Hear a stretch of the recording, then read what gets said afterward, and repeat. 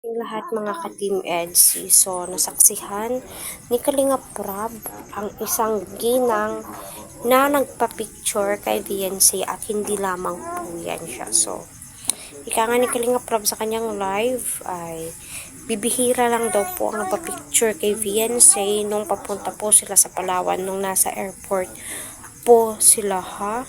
Masasabi ko, sikat naman po si Beyonce, at saka approachable naman po siya.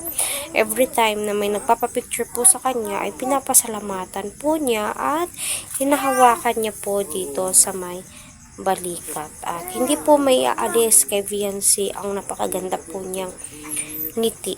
'Di ba? So, ikaw naman po na supporters, no, ay hindi ka po magdadalawang isip na lalapit sa kanya kasi nga malayo pa lang ay nakangiti na po siya, 'di ba?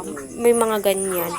Yung iba ay simangot, pero although hindi naman po lahat. So, alam naman po natin, nasa kalingap, no?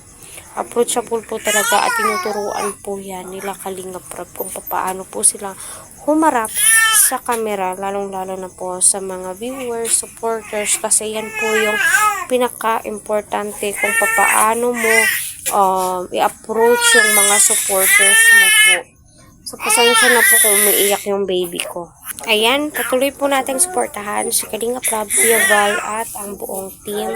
So, rinig po natin, pagkatapos nga pong nagpicture si ate kay Beyonce, nakipagpicture ay nagpasalamat po itong si Beyonce, diba?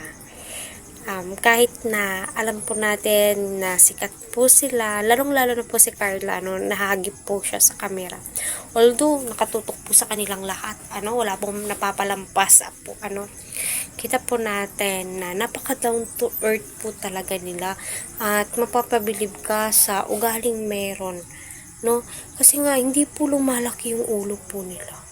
Hindi po nila iniisip na mas ahead sila, no, dahil nga maraming nagmamahal sa kanila, hindi, no, kaya mapapasana all ka na po talaga, maiisip mo na lang po talaga na ito yung mga dapat na suportahan kasi sa dami-dami ng nag-e-sponsor sa kanila, sa dami-dami ng mga views nila, no, ay never po talagang lumaki ang kanilang ulo.